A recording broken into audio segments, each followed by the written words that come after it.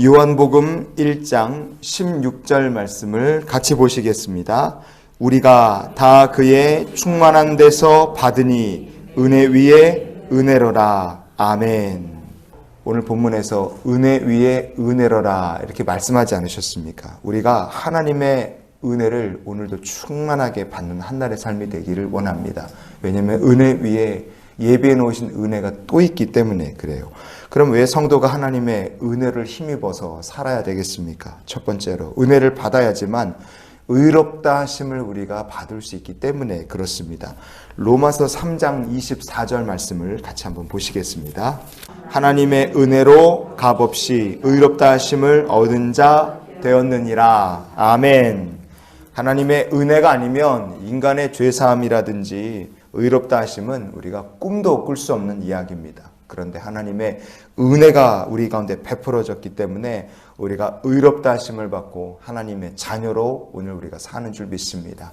하나님이 세상 모든 사람들이 주의 은혜 가운데 의롭다 하심을 받고 세상 모든 영혼들이 다 구원받게 주시옵소서. 우리의 기도가 될 수 있기를 원합니다.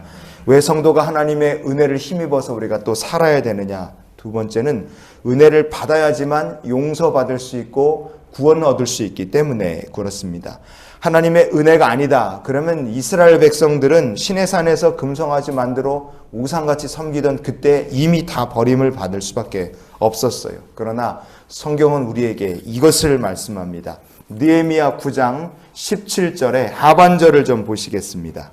그러나 주께서는 용서하시는 하나님이시라. 은혜로우시며 긍휼히 여기시며 더디 노하시며 인자가 풍부하심으로 그들을 버리지 아니하셨나이다. 아멘.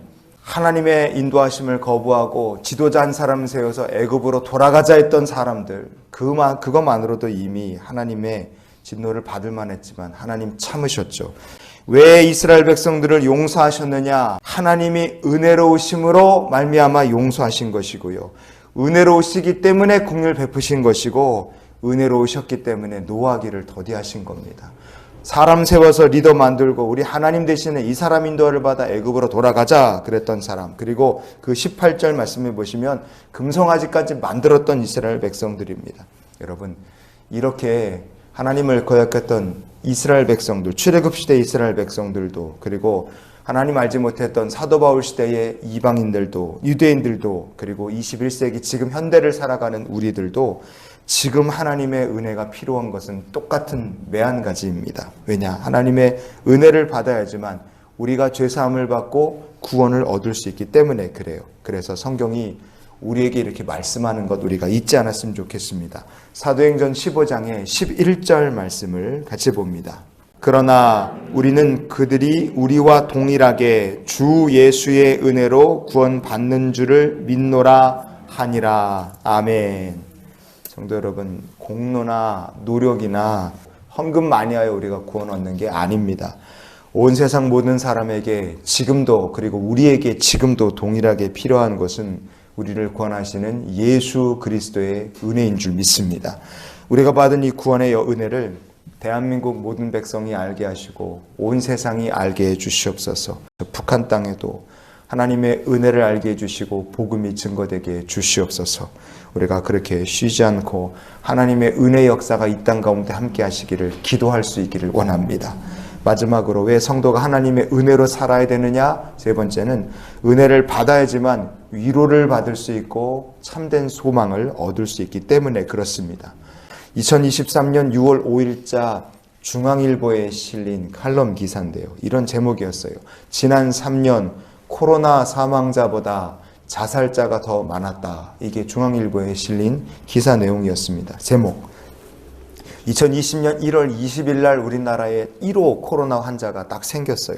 그리고 나서 2022년 말까지 약 3년의 기간 동안에 우리나라에서 그 기간 동안에 코로나로 돌아가신 분이 32,156명, 그리고 똑같은 기간에 우리나라에서 스스로 목숨 끊은 분들이 39,267명이었습니다.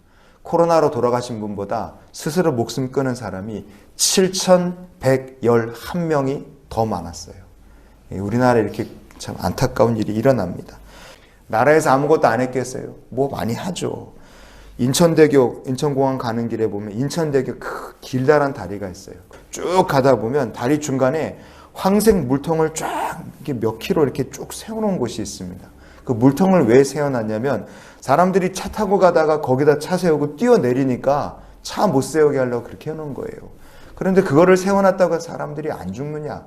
필요한 것을 다 한다 할지라도 죽을 사람은 다 죽고, 참 안타까운 일이 이 땅 가운데 지금도 벌어지고 있습니다. 여러분, 그래서요, 사람의 말이, 재물이, 아니면 뭐 세상의 즐거움이 우리의 마음을 위로해 줄 수 있느냐? 병든 인간의 심령을 위로해 줄 수 있는 거는, 영원히 위로해 줄 수 있는 건 아무것도 없습니다. 그래서 진짜 필요한 것이 무엇이냐? 이 시대가 하나님의 위로와 소망이 필요하다는 걸 우리가 이 말씀을 통해 확인하기 원합니다. 데살로니가 후서 2장 16절 말씀을 오늘 말씀의 결론으로 보시겠습니다. 우리 주 예수 그리스도와 우리를 사랑하시고 영원한 위로와 좋은 소망을 은혜로 주신 하나님, 우리 아버지께서 17절에 보시면 너희 마음을 위로하시고 모든 선한 일과 말에 굳건하게 하시기를 원하노라. 아멘. 여러분, 하나님께서 정말 위로가 필요한 사람, 정말 좋은 소망이 필요한 시대를 사는 우리들에게 은혜 가운데 이 모든 것들을 주실 줄 믿습니다. 그래서 오늘 우리가 이런 기도로 하나의 삶을 살기 원합니다. 하나님, 오늘도 하나님께서 베풀어 주시는 은혜 가운데 살게 하여 주시옵소서. 주 예수여 충만한 은혜 내 영혼에, 우리의 가정에, 이 나라 민족 위에 주여 부어 주시옵소서. 우리의 찬양처럼, 우리의 기도처럼, 주신 말씀처럼 하나님의 은혜를 힘입어 사는 귀한 날이 되시기를 주의 이름으로 축원을 드립니다.